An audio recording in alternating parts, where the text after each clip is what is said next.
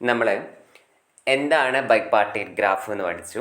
അതുമാതിരി തന്നെ നമ്മൾ എന്താണ് കംപ്ലീറ്റ് ഗ്രാഫ് എന്നൊക്കെ പഠിച്ചിരുന്നു അല്ലേ. ഇനി നമ്മൾ പഠിക്കാൻ പോകുന്നത് എന്താണ് ഒരു കംപ്ലീറ്റ് ബൈപാർട്ടീറ്റ് ഗ്രാഫ് എന്ന്. ഓക്കെ, എന്താണ് ഒരു കംപ്ലീറ്റ് ബൈപാർട്ടീറ്റ് ഗ്രാഫ് എന്നാണ് നമ്മൾ ഇനി പഠിക്കാൻ പോകുന്നത്. ഇപ്പം നമ്മൾ ഓരോന്നിനും ഇപ്പം നമ്മളൊരു വീല് പഠിക്കുന്ന സമയത്ത് നമ്മൾ വീലിനെ WN എന്ന് പറഞ്ഞിട്ട് ഡിനോട്ട് ചെയ്തായിരുന്നു അല്ലേ. അതുമാതിരി സൈക്കിൾസ് ആണെങ്കിൽ CN, അതുമാതിരി തന്നെ കംപ്ലീറ്റ് ഗ്രാഫ് ആണെങ്കിൽ KN എന്നൊക്കെ പറഞ്ഞിട്ട് നമ്മൾ ഡിനോട്ട് ചെയ്തായിരുന്നു അല്ലേ. അപ്പോൾ ഇനി നമുക്ക് ഒരു കംപ്ലീറ്റ് ബൈപാർട്ടീറ്റ് ഗ്രാഫിനെയും നമുക്ക് ഇങ്ങനെ ഡിനോട്ട് ചെയ്യണം, ഒരു സിമ്പൽ വെച്ചിട്ട് ഡിനോട്ട് ചെയ്യണം. സോ ആ കംപ്ലീറ്റ് ബൈപാർട്ടീറ്റ് ഗ്രാഫിനെ എങ്ങനെയാണ് ഡിനോട്ട് ചെയ്യുക എന്നാണ് പറഞ്ഞത്, KM, N എന്ന് പറഞ്ഞിട്ടാണ് നമ്മൾ എന്ത് ചെയ്യുന്നത്, കംപ്ലീറ്റ് ബൈപാർട്ടീറ്റ് ഗ്രാഫിനെ ഡിനോട്ട് ചെയ്യുന്നത്. ഓക്കെ, അപ്പോൾ ഇനി ഡെഫിനിഷൻ എന്താ പറയുന്നത് നോക്കാം. The complete bipartite graph KM, N is the graph that has its vertex set partitioned into two subsets of M and N vertices respectively എന്ന് പറഞ്ഞിട്ട്. ഓക്കെ, അതായത് നമുക്കൊരു ഗ്രാഫ് ഉണ്ട്. ആ ഗ്രാഫിൻ്റെ വെർട്ടെക്സ് സെറ്റ് നമുക്ക് V എന്ന് പറഞ്ഞിട്ടുള്ള ഒരു വെർട്ടെക്സ് സെറ്റ് ഉണ്ട്. അങ്ങനെ ഒരു വെർട്ടെക്സ് സെറ്റ് ഉണ്ടെങ്കിൽ ആ വെർട്ടെക്സ് സെറ്റിനെ നമ്മൾ രണ്ട് സബ്സെറ്റ് ആക്കിയിട്ട് നമ്മൾ ഡിവൈഡ് ചെയ്യാം. ഓക്കെ, അതായത് നമുക്ക് വിക്ക് പറയുന്ന വലിയൊരു സെറ്റ് ഉണ്ട്. അതായത് ഒരു ഗ്രാഫിൻ്റെ വെർട്ടെക്സ് സെറ്റ് V എന്ന് പറഞ്ഞിട്ട് നമുക്ക് വലിയൊരു സെറ്റ് ഉണ്ട്. അതിൽ നമുക്ക് കുറേ വെർട്ടീസസുകളുണ്ട്, കുറേ വെർട്ടീസസ് ഉണ്ട്. ആ വെർട്ടീസസിനെ ഞാൻ രണ്ട് സബ്സെറ്റ് ആക്കിയിട്ട് ഡിഫൈൻ ചെയ്തു. ഇതിൽ കുറേ വെർട്ടീസസുകൾ ഇങ്ങനെ കിടക്കുന്നുണ്ട്. ഇതിനെ ഡിവൈഡ് ചെയ്തു. എങ്ങനെയാണ്, ഒരെണ്ണത്തിൽ M വെർട്ടീസസിനെ എടുത്തു, വേറെ ഒരെണ്ണത്തിൽ N വെർട്ടീസസിനെ എടുത്തിട്ട് നമ്മൾ എന്ത് ചെയ്യാണ്, രണ്ട് പാർട്ടീഷൻ ആക്കിയിട്ട് മാറ്റി വെച്ചിട്ടുണ്ട്. ഓക്കെ, ഇത്രയേ ഉണ്ടായിരുന്നുള്ളൂ. ഒരു ഗ്രാഫ് ഉണ്ട്, ആ ഗ്രാഫിന് ഒരു വെർട്ടെക്സ് സെറ്റ് ഉണ്ടായിരുന്നു. വെർട്ടെക്സ് സെറ്റിൽ കുറേ വെർട്ടീസസ് ഉണ്ടായിരുന്നു. അപ്പോൾ ആ വെർട്ടീസസിനെയൊക്കെ നമ്മൾ രണ്ട് സെറ്റിലൊക്കെ ആക്കിയിട്ട് ഡിവൈഡ് ചെയ്ത് വെച്ചു. അതായത് ഒരു സെറ്റിൽ M വെർട്ടീസസ് എന്നും വേറൊരു സെറ്റിൽ N വെർട്ടീസസ് എന്ന് പറഞ്ഞിട്ട് നമ്മൾ എന്ത് ചെയ്യാണ്, മാറ്റി വെച്ചു. ഓക്കെ, ഇനി there is an edge between two vertices, അതായത് രണ്ട് വെർട്ടീസസ് തമ്മിൽ ഒരു എഡ്ജ് ഉണ്ടായിരിക്കണമെങ്കിൽ എന്താ കണ്ടീഷൻ പറഞ്ഞത്, if and only if one vertex is the first subset and other vertex is in the second subset എന്ന് പറഞ്ഞു. ഓക്കെ, എന്താ ഇപ്പോൾ ഈ പറഞ്ഞിരിക്കുന്നത്, അതായത് നമ്മുടെ ഈ ഗ്രാഫ് ഉണ്ടല്ലോ, ഈ ഗ്രാഫിൽ ഒരു എഡ്ജ്, രണ്ട് വെർട്ടീസസ് തമ്മിൽ ഒരു എഡ്ജ് ഉണ്ടായിരിക്കണമെങ്കിൽ എന്താ അതിൻ്റെ കണ്ടീഷൻ പറയണത്, ഒരു വെർട്ടെക്സ് എന്ന് പറയുന്നത് ഫസ്റ്റ് സബ്സെറ്റിലും മറ്റൊരു വെർട്ടെക്സ് എന്ന് പറയുന്നത് അടുത്ത സബ്സെറ്റിലായിട്ട് നമുക്ക് ഉണ്ടായിരിക്കണം. അതായത് ഇപ്പോൾ ഈ രണ്ട് വെർട്ടീസസും തമ്മിൽ ഞാൻ ജോയിൻ ചെയ്തിട്ട് ഒരു എഡ്ജ് വരഞ്ഞു. അപ്പോൾ അങ്ങനെ വരികയാണെങ്കിൽ ഇവിടെ ഈ ഒരു വെർട്ടീസ് എന്ന് പറയുന്നത് ആദ്യത്തെ വെർട്ടെക്സ് സെറ്റിലും ഈ ഒരു വെർട്ടെക്സ് എന്ന് പറയുന്നത് രണ്ടാമത്തെ വെർട്ടെക്സ് സെറ്റിലും ആയിരിക്കണം ഉണ്ടായിരിക്കേണ്ടത്. ഓക്കെ, അപ്പോൾ അങ്ങനെയുള്ളതിനെയാണ് നമ്മൾ എന്ത് പറയുന്നത്, അങ്ങനെ വരുന്ന ഗ്രാഫിനെയാണ് കംപ്ലീറ്റ് ബൈപാർട്ടീറ്റ് ഗ്രാഫ് എന്ന് നമ്മൾ പറയുന്നത്. ഓക്കെ, എന്താ പറയുന്നത്, കംപ്ലീറ്റ് ബൈപാർട്ടീറ്റ് ഗ്രാഫ് എന്ന്.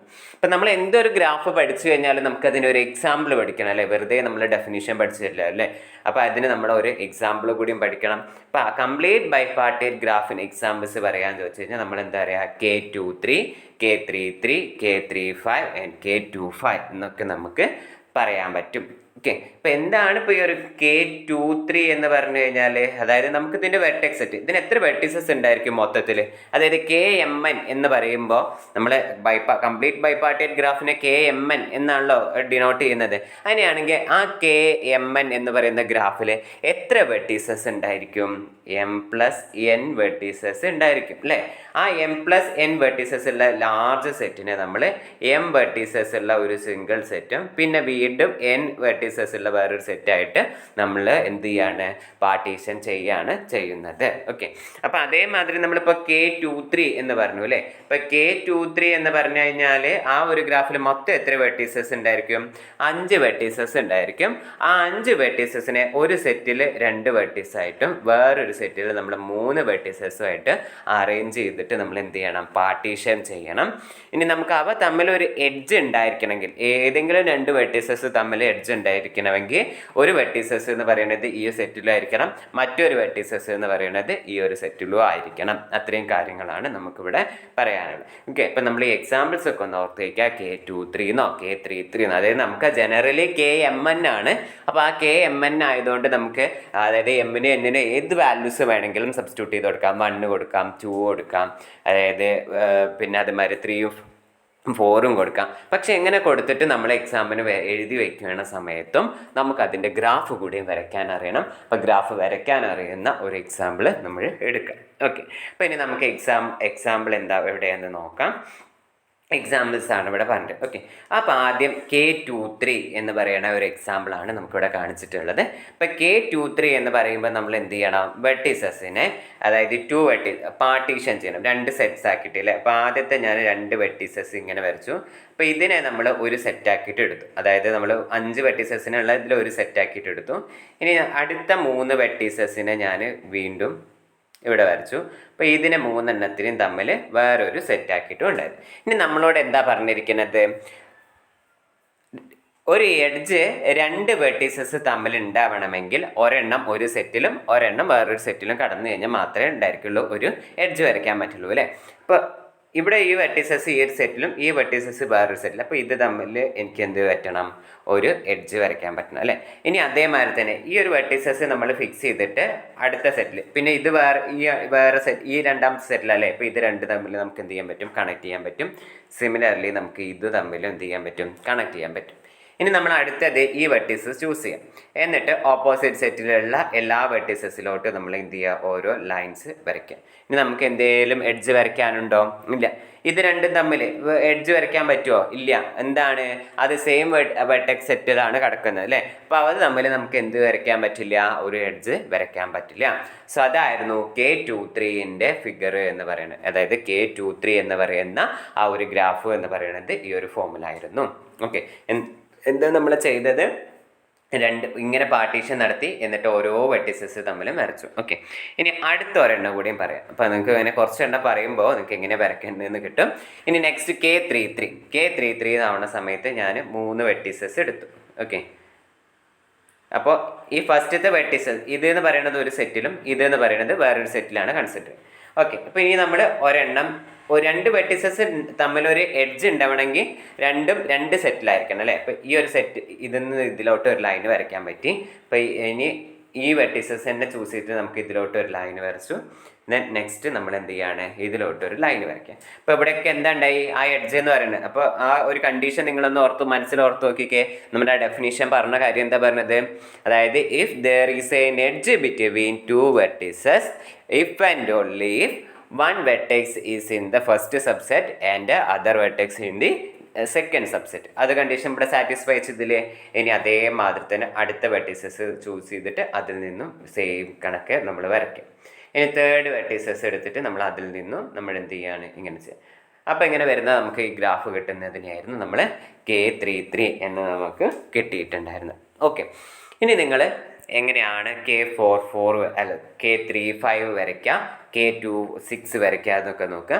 അപ്പോൾ നിങ്ങളോട് ഫിഗർ വരയ്ക്കാൻ പറയുന്ന സമയത്ത് K35 ആണ് വരയ്ക്കാൻ പറഞ്ഞിട്ടുള്ളെങ്കിൽ നമ്മൾ ആദ്യം എന്ത് ചെയ്യുകയാണ്? ആദ്യത്തെ സെറ്റിൽ 3 വെർട്ടീസസ് ഉണ്ടായിരിക്കും. പിന്നത്തേൽ നമുക്ക് എത്ര എണ്ണം വേണം? 5 വെർട്ടീസസ്. അപ്പോൾ എത്ര? നമ്മൾ 5 വെർട്ടീസസ് വരയ്ക്കുക.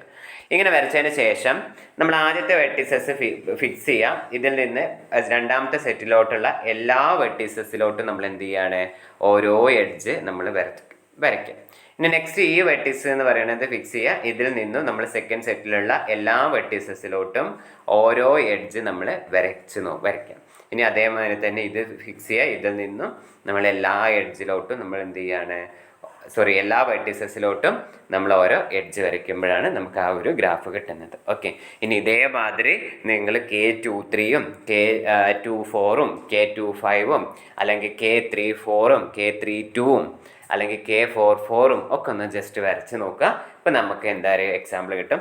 ഇതാണ് നെക്സ്റ്റ് K26 എന്ന് പറയുന്ന ഗ്രാഫ് എന്ന് പറയുന്നത് എക്സാമ്പിളാണ് ഈ നെക്സ്റ്റ് പറഞ്ഞിട്ടുള്ളത്. അപ്പോൾ ഇതും നിങ്ങൾ എന്ത് ചെയ്യുക? സ്വയം ഒന്ന് വരച്ച് നോക്കുകയാണ് ചെയ്യേണ്ടത്. ഓക്കെ, അപ്പോൾ ഇത്രയും നേരം നമ്മൾ പറഞ്ഞത് എന്താണ് ഗ്രാഫ്, ടൈപ്പ് ഓഫ് ഗ്രാഫ്സ്, അങ്ങനെയുള്ള ഓരോ കാര്യങ്ങളാണ് നമ്മളോട് പറഞ്ഞിട്ടുണ്ടായിരുന്നത് അല്ലേ. ഇനി നമുക്കൊരു ഗ്രാഫിനെ തന്നു കഴിഞ്ഞ് കഴിഞ്ഞാൽ ആ ഗ്രാഫിനെ റെപ്രസെൻ്റ് ചെയ്യണം. ഓക്കെ, റെപ്രസെൻ്റ് ചെയ്യുക പറഞ്ഞു കഴിഞ്ഞാൽ ഇപ്പം നമ്മൾ ഒരാളെ നമുക്ക് അങ്ങോട്ട് അവതരിപ്പിക്കണം. നമ്മുടെ കയ്യിൽ ഇപ്പോൾ നമ്മൾ ഇന്ന മാതിരിയാണ് എന്നൊക്കെ പറഞ്ഞു കൊടുക്കും അല്ലേ. നമ്മളൊരു പുതിയൊരു പേഴ്സണെ കണ്ടു കഴിഞ്ഞ് നമ്മൾ വേറൊരാൾക്ക് ഇൻട്രൊഡ്യൂസ് ചെയ്യുന്ന സമയത്ത് ആളിങ്ങനെയാണ്, അയാളുടെ മുഖം എങ്ങനെയാണ്, അയാളുടെ മൂക്ക് ഇങ്ങനെയാണ്, കണ്ണിങ്ങനെയാണെന്നൊക്കെ പറയണ മാതിരി നമ്മളൊരു ഗ്രാഫ് നമ്മുടെ കയ്യിൽ കിട്ടിക്കഴിഞ്ഞ് കഴിഞ്ഞാൽ ആ ഗ്രാഫ് ഇങ്ങനെയാണ് എന്നൊക്കെ പറഞ്ഞിട്ട് നമുക്ക് എന്ത് ചെയ്യണം, മൂന്നാമതൊരാൾക്ക് പറഞ്ഞു കൊടുക്കണം. ഓക്കെ, അപ്പോൾ അങ്ങനെ പറഞ്ഞു കൊടുക്കാൻ വേണ്ടിയിട്ട് നമ്മൾ എന്ത് ചെയ്യണം, ഒരു ഗ്രാഫിനെ റെപ്രസെൻ്റ് ചെയ്യണം. അപ്പം ഇങ്ങനെ ഗ്രാഫിനെ റെപ്രസെൻ്റ് ചെയ്യാൻ വേണ്ടിയിട്ട് നമ്മൾ എന്ത് ചെയ്യാണ്, ഒരു മെട്രിക്സ് റെപ്രസെൻറ്റേഷനിലോട്ട് നമ്മൾ കൊണ്ടുവരികയാണ്. ഓക്കെ, മെട്രിക്സ് എന്ന് പറഞ്ഞു കഴിഞ്ഞാൽ അറിയില്ലേ, നമ്മൾ റെക്റ്റാങ്കുലർ അറേ ഓഫ് നമ്പേഴ്സ് എന്ന് പറയുന്നത്, അതായത് 1 2 3 4 5 6 7 8 9 ഇങ്ങനെയൊക്കെ എഴുതുന്നതിനെയാണ് നമ്മൾ മെട്രിക്സ് എന്ന് പറയുന്നത്. അപ്പോൾ ഇതേമാതിരി നമുക്ക് എന്ത് ചെയ്യണം, നമുക്കൊരു ഗ്രാഫ് നമ്മുടെ കയ്യിലുണ്ടെങ്കിൽ ആ ഗ്രാഫിനെ നമുക്ക് എന്ത് ചെയ്യണം, മെട്രിസസിൻ്റെ ഫോമിലോട്ട് എഴുതണം. അപ്പം എങ്ങനെയാണ് നമുക്ക് ഒരു ഗ്രാഫിനെ മെട്രിസസ് ഫോമിലോട്ട് എഴുതുക എന്നുള്ളതാണ് നമ്മൾ നെക്സ്റ്റ് പറയുന്നത്. അങ്ങനെ നമ്മൾ ഒരു ഗ്രാഫിനെ മെട്രിക്സ് ഫോമിലോട്ട് കൺവേർട്ട് ചെയ്ത് എഴുതുന്നതിനെയാണ് നമ്മൾ എഴുതി വയ്ക്കും. ആ എഴുതി കിട്ടിയ മെട്രിക്സിനെ നമ്മൾ പറയുന്നതാണ് അഡ്ജസൻസി മെട്രിക്സ് എന്ന് പറയുന്നത്. ഓക്കെ, അപ്പോൾ ഈ അഡ്ജസൻസി മെട്രിക്സ് എന്ന് പറയുന്നത് കണ്ടുപിടിക്കാൻ വേണ്ടിയിട്ട് എങ്ങനെയാണ് കണ്ടുപിടിക്കുക, എന്താണ് അതിൻ്റെ ഡെഫിനിഷൻ എന്നുള്ളതാണ് നെക്സ്റ്റ് നമ്മൾ പറയുന്നത്. അപ്പോൾ നമുക്കിവിടെ ഉണ്ട്, let G is equal to VE is a simple graph. Okay, G is equal to VE എന്ന് പറയുന്നത് ഒരു സിമ്പിൾ ഗ്രാഫാണ്. Where cardinality of V is equal to N. Suppose that the vertices of G are listed by 1 2 etc. up to N, then the adjacency matrix or A or AG of G with respect to the listing of these vertices is an n by n 0 1 matrices with 1 as its ijth entry when I and J are adjacent, and 0 if its ijth entry when they are not adjacent എന്ന് പറയുന്നത്. Okay, അപ്പോൾ എന്തൊക്കെയാണ് ഇവിടെ പറഞ്ഞത്, എന്തൊക്കെയോ കാര്യങ്ങളാണ് പറഞ്ഞിരിക്കുക അല്ലേ. നമ്മുടെ കയ്യിൽ ഒരു ഗ്രാഫ് ഉണ്ട്. ആ ഗ്രാഫിൻ്റെ ഗ്രാഫ് എന്ന് പറയുന്നത് എപ്പോഴും എന്തായിരിക്കണം, സിമ്പിൾ ഗ്രാഫ് ആയിരിക്കണം. അതാണ് ആദ്യം മനസ്സിലാക്കേണ്ടത്. ഒരു ഗ്രാഫ് സിമ്പിൾ ഗ്രാഫ് ആയിക്കഴിഞ്ഞാൽ മാത്രമാണ് നമുക്ക് എന്ത് വരയ്ക്കാൻ പറ്റുള്ളൂ, അഡ്ജസൻസി മെട്രിക്സ് എന്ന് പറയുന്നത് നമുക്ക് വരയ്ക്കാൻ പറ്റുള്ളൂ. ഇനി അതിൽ നമ്മളൊരു വെർട്ടിക്സ് എടുത്ത്, അതായത് കാർഡിനാലിറ്റി, വെർട്ടെക്സ് സെറ്റുകളുടെ കാർഡിനാലിറ്റി എന്ന് പറയുന്നത് n ആയിരിക്കും. ഓക്കെ, അപ്പോൾ ഇങ്ങനെ എഴുതുന്നതിന് നമ്മൾ പറയുന്നത് എന്താ വെച്ചാൽ, നമ്മുടെ ഈ ഗ്രാഫിലുള്ള വെർട്ടിസസുകളുടെ എണ്ണത്തിനെയാണ് നമ്മൾ കാർഡിനാലിറ്റി ഓഫ് വി എന്ന് പറഞ്ഞിട്ട് റെപ്രസെൻറ്റ് ചെയ്യുക, which is equal to n എന്ന് പറയുന്നതാണ്. ഓക്കെ, ഇനി ഈ വെർട്ടിസസിനൊക്കെ നമ്മൾ ലിസ്റ്റ് ചെയ്തിട്ടുണ്ട് 1 2 3 എന്ന് പറഞ്ഞിട്ട് നമ്മൾ എന്ത് ചെയ്യുന്നുണ്ട്, ഈ ഗ്രാഫിലെ വെർട്ടിസസിനെ ലിസ്റ്റ് ചെയ്തിട്ടുണ്ട് 1 2 എക്സെട്രാ ടു n എന്ന് പറഞ്ഞിട്ട്. ഓക്കെ, അങ്ങനെയാണെങ്കിൽ ദ അഡ്ജസൻസി മെട്രിക്സ് എ എന്ന് പറയുന്നത്, അല്ലെങ്കിൽ നമ്മൾ എ ജി എന്ന് പറഞ്ഞിട്ടും റെപ്രസെൻറ്റ് ചെയ്യാറുണ്ട്. ഒരു ഗ്രാഫിൻ്റെ അഡ്ജസൻസി മെട്രിക്സ് എന്നുള്ള മീനിങ് ആണ്. എ സഫിക്സിലാണ് ജി കൊടുക്കുന്നത്, അതായത് എ എന്ന് എഴുതിയിട്ട് അതിൻ്റെ താഴെ എഴുതി കൊടുക്കുന്നത്. ഓക്കെ, അത്രയേ ഉള്ളൂ. അപ്പോൾ അവിടെ പറയണേ നമുക്കൊരു മെട്രിക്സ് ആണ് കിട്ടുക, ഒരു n by n matrix. n by n matrix എന്ന് പറഞ്ഞു കഴിഞ്ഞാൽ എന്താണ്, അതിന് n റോസ് ഉണ്ടായിരിക്കും, അതേമാതിരി തന്നെ n കോളംസും ഉള്ള ഒരു മെട്രിക്സ് ആണ് നമുക്കുള്ളത്. ഓക്കെ ആണ് പറയാം. ഇനി ആ മെട്രിക്സ് നമുക്കിവിടെ ഒരു പറഞ്ഞിട്ടുണ്ട് 0 1 മെട്രിക്സ് എന്ന് പറഞ്ഞിട്ടുണ്ട് അല്ലേ. എന്താ ഇപ്പോൾ ഈ 0 1 മെട്രിക്സ് എന്ന് പറഞ്ഞു കഴിഞ്ഞാൽ, ആ മെട്രിക്സിൻ്റെ ഉള്ളിലുള്ള എൻട്രീസ് എന്ന് പറയുന്നത് എന്ത് മാത്രമേ വരുള്ളൂ, 0യും 1ഉം മാത്രമേ വരുള്ളൂ. ഓക്കെ, അപ്പം ഒരു മെട്രിക്സിൻ്റെ ഉള്ളിൽ ഇങ്ങനെ മാത്രം 0യും 1സും മാത്രം യൂസ് ചെയ്തിട്ട് നമ്മൾ എഴുതുന്ന തന്നെയാണ് 0 1 മെട്രിക്സ് എന്ന് പറയുന്നത്. ഓക്കെ, നമ്മളോട് പറഞ്ഞിരിക്കുന്നത് നമ്മുടെ ഈ ഗ്രാഫ് എന്ന് പറയുന്നത് n by n 0 1 മെട്രിക്സ് ആയിരിക്കും എന്നാണ് പറഞ്ഞിരിക്കുന്നത്. ഓക്കെ, അപ്പോൾ നമുക്കിനി എപ്പോഴാണ് 1 എന്ന് വരുന്നത് നോക്കി കഴിഞ്ഞാലാണ് വിത്ത് 1 ആ മെട്രിക്സിൽ 1 എന്ന് പറയുന്ന ഒരു എൻട്രി വരികയാണെങ്കിൽ, 1 എന്ന് പറയുന്ന വാല്യൂ വരണമെങ്കിൽ എപ്പോഴാണ് പറയുന്നത്, 2 വെർട്ടിസസ് തമ്മിൽ അഡ്ജസൻ്റ് ആവണം. ഓക്കെ, നമ്മൾ ഐ ജേത്ത് എന്ന് പറയുന്ന ഒരു വെർട്ടിസ് എടുക്കുകയാണെങ്കിൽ, ഐ ജേത്ത് പൊസിഷനിൽ കിടക്കുന്ന ഒരു വെർട്ടിസ് നമ്മൾ എടുക്കുകയാണെങ്കിൽ നമുക്ക് എന്താ പറയുക, ഐ ജേത്തിൽ പൊസിഷനിൽ കിടക്കുന്ന ഒരു വെർട്ടിസ് നമ്മൾ എടുക്കുന്നു.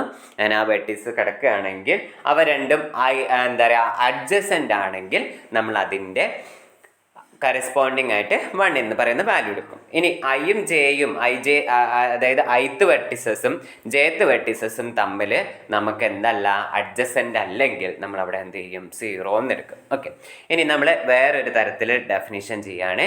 A is equal to adjacency matrix A is equal to matrix Aij. ഇത് വായിക്കുക എങ്ങനെയാണ്? മെട്രിക്സ് Aij എന്നാണ്.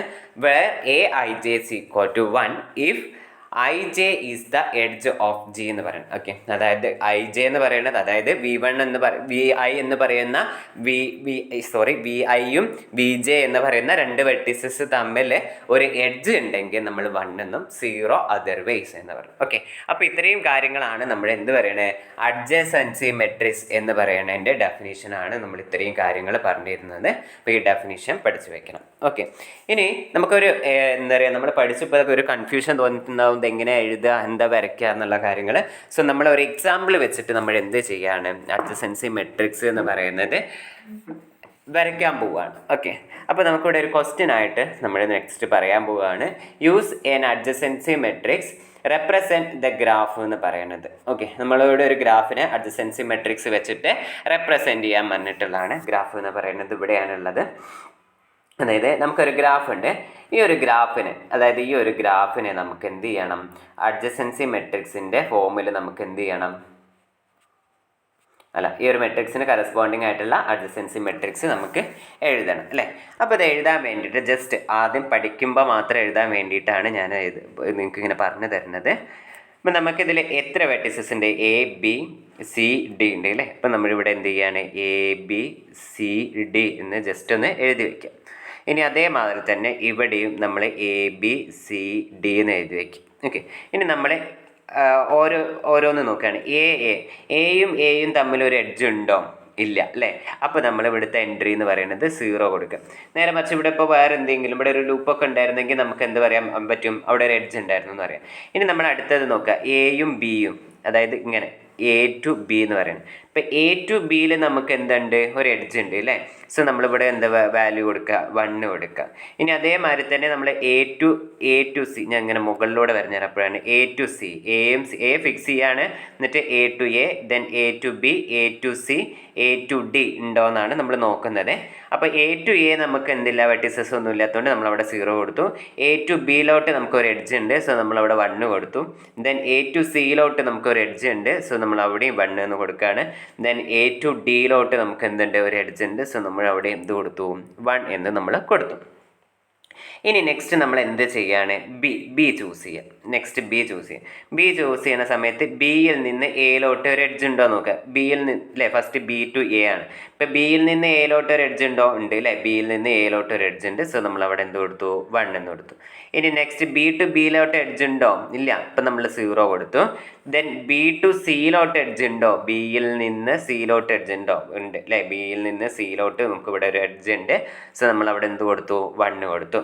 നെക്സ്റ്റ് ബിയിൽ നിന്ന് ഡിയിലോട്ട് ഒരു എഡ്ജ് ഉണ്ടോ? അതായത് ബിയിൽ നിന്ന് ഡിയിലോട്ട് എഡ്ജ് ഉണ്ടോ? ഇവിടെ ഒരു എഡ്ജ് ഉണ്ടോ? ഇല്ല, അപ്പോൾ നമ്മൾ അവിടെ എന്താ കൊടുക്കേണ്ടത്? 0 കൊടുത്തു അല്ലേ. ഇനി നെക്സ്റ്റ് സി ടു എയിലേക്ക് ഒരു എഡ്ജ് ഉണ്ടോ? ഉണ്ട് അല്ലേ, അപ്പോൾ നമ്മൾ അവിടെ 1 കൊടുത്തു. ദെൻ നെക്സ്റ്റ് സി ടു ബിക്ക് ഒരു എഡ്ജ് ഉണ്ട്, നമ്മളവിടെ 1 കൊടുത്തു. ദെൻ സി ടു ഡിക്ക് ഒരു എഡ്ജ് സി ടു സി ഒരു എഡ്ജ് ഉണ്ടോ? ഇല്ല, അപ്പോൾ നമ്മളവിടെ 0. ദെൻ സി ടു ഡിക്ക് എഡ്ജ് ഉണ്ടോ? ഇല്ല, അപ്പോൾ നമ്മളവിടെ എന്ത് കൊടുക്കുകയാണ്? 0 കൊടുക്കുകയാണ്. ഓക്കെ, ഇനി ഇതേമാതിരി നമ്മൾ എന്ത് ചെയ്യുക? ഡിയിൽ നിന്ന് എയിലോട്ട് ഒരു എഡ്ജ് ഉണ്ട്, സോ അവിടെ കൊടുത്തു. ദെൻ ഡിയിൽ നിന്ന് ബിയിലോട്ട് എഡ്ജ് ഉണ്ടോ? ഇല്ല, അപ്പോൾ നമ്മൾ 0 കൊടുക്കുക. ദെൻ ഡിയിൽ നിന്ന് സിയിലോട്ട് എഡ്ജ് ഉണ്ടോ? ഇല്ല, അപ്പോൾ ഉണ്ട്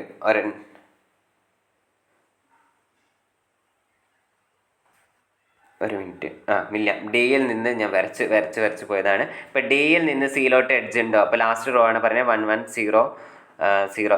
ഡിയിൽ നിന്ന് സിയിലോട്ട് ഒരു എഡ്ജ് ഇല്ല, അപ്പോൾ നമ്മൾ 0 കൊടുത്തു. ഡിയിൽ നിന്ന് ഡിയിലോട്ട് എഡ്ജ് ഉണ്ടോ? ഇല്ല, 0 കൊടുത്തു.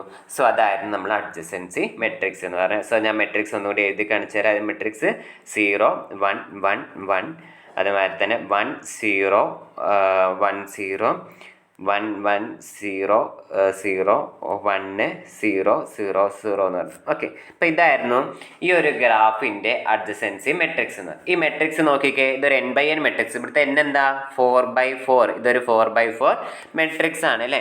എന്തുകൊണ്ടാണ് ഇതിന് 4 കോളംസും ഉണ്ട് 4 റോസും ഉണ്ട്. ഇതിലുള്ള ഓരോ എൻട്രീസ് എന്ന് പറയുന്നത് നമുക്ക് എന്തേ വന്നിട്ടുള്ളൂ, 0യും 1ഉം മാത്രമാണ് നമുക്ക് ഓരോ എൻട്രീസും വന്നിട്ടുള്ളത്. ഓക്കെ അല്ലേ. അപ്പം അങ്ങനെയാണ് നമുക്ക് എന്ത് ചെയ്യുക, ഒരു സിമ്പിൾ ഗ്രാഫ് തന്നു കഴിഞ്ഞാൽ അതിൻ്റെ അഡ്ജസൻസി മെട്രിക്സ് ഈ ഒരു ഫോമിലാണ് നമ്മൾ എഴുതുക. ഓക്കെ, അതായത് എയും തമ്മിൽ ഒരു എഡ്ജും ഉണ്ടായിരുന്നില്ല, സോ നമ്മളവിടെ 0 കൊടുത്തു. എയും ബിയും ഉണ്ടായിരുന്നു, സോ ഇവിടെ 1. എയും സിയും 1, ദെൻ എയും ഡിയും ഉണ്ടായിരുന്നു 1. നെക്സ്റ്റ് നമ്മൾ ബിയിൽ നിന്ന് എയിലോട്ട് ഉണ്ടോ എന്ന് നോക്കുക. അവിടെ ഒരു എഡ്ജിൻ്റെ 1 കൊടുത്തു. ബിയിൽ നിന്ന് ബിയിലോട്ട് എഡ്ജ് ഉണ്ടോ, ഇല്ല, 0. ബിയിൽ നിന്ന് സിയിലോട്ട് എഡ്ജിൻ്റെ 1, ബിയിൽ നിന്ന് ഡിയിലോട്ട് എഡ്ജില്ല, 0. അങ്ങനെ നമ്മൾ ഓരോന്നിനും കറസ്പോണ്ടിങ് ആയിട്ട് എഴുതും. ഇപ്പം നമ്മൾ ഒരു ഗ്രാഫ് തന്നു കഴിഞ്ഞാൽ എങ്ങനെയാണ് അഡ്ജസൻസി മെട്രിക്സ് എഴുതുക എന്നാണ് പറഞ്ഞത് അല്ലേ. ഇനി തിരിച്ച് നമുക്ക് തോന്നുന്നുണ്ട്, ഇപ്പം ഇങ്ങനെ ഒരു മെട്രിക്സ് തന്നു കഴിഞ്ഞ് കഴിഞ്ഞാൽ എങ്ങനെയാണ് നമുക്ക് അതിൻ്റെ ഗ്രാഫ് വരയ്ക്കേണ്ടത് എന്ന് നോക്കാം അല്ലേ. അപ്പം അതാ പറയണത്, draw A graph of the adjacency matrix. അതായത് ഈ ഒരു മെട്രിക്സിൻ്റെ അഡ്ജസൻസി നമുക്കൊരു അഡ്ജസൻസി മെട്രിക്സ് ആണ് തന്നിട്ടുള്ളത്. അപ്പോൾ അതിന് കറസ്പോണ്ടിങ് ആയിട്ട് നമുക്കൊരു ഗ്രാഫ് വരയ്ക്കണം അല്ലേ. അപ്പോൾ ഗ്രാഫ് അവിടെ നിങ്ങൾ ഇങ്ങനെ തന്നെ ചെയ്യുക. നമ്മൾ ABCD എന്ന് നമ്മൾ കൊടുക്കുക. അതേമാതിരി തന്നെ ഇവിടെ ABCD എന്ന് കൊടുക്കുക അല്ലേ. അപ്പോൾ ഇനി നമ്മൾ ആദ്യം നമ്മൾ എന്ത് ചെയ്യാണ്, എയും ബിയും സിയും ഡിയും ഒക്കെ വരച്ച് വയ്ക്കുക. ആദ്യം 4 വെർട്ടീസസ് അല്ലല്ലോ നമുക്ക്. ഇപ്പോൾ എ വരച്ചു. ഓക്കെ, ഇപ്പം ഞാൻ വരയ്ക്കുകയാണ്. എ വരച്ചു, ബി വരച്ചു, ദെൻ ഡി വരച്ചു, സിയും വരച്ചു. ഇനി നമുക്ക് നോക്കിക്കേ, A to A. ഇവിടെ ഇതിങ്ങനെ പറയുമ്പോൾ A to A ആണ് അല്ലേ. A to Aയിൽ എഡ്ജ് ഉണ്ടോ, ഇല്ല, 0. A to Bയിലോട്ട് ഒരു എഡ്ജ് ഉണ്ടോ, ഇല്ലേ, ഉണ്ട്, 1 ആണ് തന്നിട്ടുള്ളത്. 1 തന്നാൽ നമുക്ക് അവിടെ ഒരു എഡ്ജ് ഉണ്ട് എന്നാണ് മെയിൻ ചെയ്യുന്നത്. ദെൻ A to Cയിലോട്ട് ഒരു എഡ്ജ് ഉണ്ടോ, ഉണ്ട് അല്ലേ, കാരണം നമുക്ക് അവിടെ 1 എന്ന് തന്നിട്ടുണ്ട്. സോ നമ്മൾ A to Cയിലോട്ട് നമ്മളൊരു എഡ്ജ്. ദെൻ A to Dയിലോട്ട് എഡ്ജ് ഉണ്ടോ, ഇല്ല, അവിടെ നമുക്ക് 0 എന്നാണ് തന്നിട്ടുണ്ട്, അപ്പോൾ അവിടെ എഡ്ജ് ഇല്ല. Then next B to A നമ്മൾ ഓൾറെഡി ഇവിടെ വരച്ചിട്ടുണ്ട്, എഡ്ജ് വരച്ചിട്ടുണ്ട്. ഇപ്പോൾ B to A ഇവിടെ ഉണ്ട്. ദെൻ നെക്സ്റ്റ് നമ്മൾ എന്താ പറയുന്നത്, B to B ഇല്ല, 0 ആണ്. B to C ഉണ്ടോ, ഇല്ല, അതും 0 ആണ്. ദെൻ B to D എന്ന് പറയുന്നത് ഉണ്ട് അല്ലേ അവിടെ, അതായത് B to Dയിൽ കറസ്പോണ്ടിങ് ആയിട്ട് നമുക്കിവിടെ ഒരു 1 ഉണ്ട്. സോ നമ്മൾ എന്ത് ചെയ്യാണ്, Bയിൽ നിന്ന് Dയിലോട്ട് നമ്മൾ എന്ത് ചെയ്യാണ്, ഒരു എഡ്ജ് വരയ്ക്കുന്നു. ഇനി നെക്സ്റ്റ് നമ്മൾ നോക്കുന്നത് എവിടെ നിന്നാണ്, സിയിൽ നിന്ന് C to A ഒരു എഡ്ജ് ഉണ്ടോ എന്നാണ് നോക്കുന്നത്. C to A നമ്മൾ എഡ്ജ് ഉണ്ട്, അവിടെ 1 തന്നിട്ടുണ്ട്. ഇവിടെ ഓൾറെഡി നമ്മളത് വരഞ്ഞു കഴിഞ്ഞു. C to A നമുക്കവിടെ ഒരു എഡ്ജ് ഉണ്ട്. Then C to B edge ഉണ്ടോ, ഇല്ല, 0 ആണ്. Then C to C edge ഉണ്ടോ, ഇല്ല, 0 ആണ്. ദെൻ C to D ഒരു എഡ്ജ് ഉണ്ടോ, ഉണ്ട് അല്ലേ, ഇവിടെ 1 തന്നിട്ടുണ്ട്. സോ നമുക്ക് എന്ത് ചെയ്യണം, സിയിൽ നിന്ന് ഡിയിലോട്ട് നമുക്കൊരു എഡ്ജ് വരയ്ക്കണം. ഓക്കെ, ഇപ്പം നമ്മൾ സിയിൽ നിന്ന് ഡിയിലോട്ട് നമ്മളൊരു എഡ്ജ് വരച്ചു. ഓക്കെ, ഇനി നെക്സ്റ്റ് എന്ന് പറയുന്നത് D to Aയിലേക്ക് ഉണ്ടോ, 0 ആണ്. D to B നമ്മളിവിടെ ഓൾറെഡി ലൈൻ ഉണ്ട്. ദെൻ D to C നമ്മളിവിടെ ഓൾറെഡി വരച്ചിട്ടുണ്ട്. ദെൻ D to D എന്ന് പറയുന്നത് 0 ആയിരുന്നു. സോ നമുക്ക് ഈ ഒരു ഗ്രാഫ് നമുക്കിവിടെ കിട്ടിയിട്ടുണ്ട് അല്ലേ. അതായിരുന്നു നമുക്ക് എന്ത് പറയണേ, ഒരു അഡ്ജസൻസി മെട്രിക്സ് തന്നിട്ട് അതിൻ്റെ കറസ്പോണ്ടിങ് ഗ്രാഫ് വരയ്ക്കാൻ പറഞ്ഞു കഴിഞ്ഞാൽ നമ്മളിങ്ങനെയാണ് വരയ്ക്കേണ്ടത്. സോ അഡ്ജസൻസി മെട്രിക്സ് തന്നിട്ട് ഗ്രാഫ് ഇങ്ങനെയാണ് വരച്ചിട്ടുള്ളത്. ഓക്കെ, ഇനി മനസ്സിലാവാത്തവർ ഒന്നുകൂടി വീണ്ടും ഒന്നുകൂടി കേട്ട് നോക്കിക്കഴിഞ്ഞാൽ നിങ്ങൾക്ക് കുറച്ചുകൂടി കാര്യങ്ങൾ മനസ്സിലാവും. ഇത്രയാണ് ഈ ഒരു സെക്ഷനിൽ ഉണ്ടായിരുന്നത്.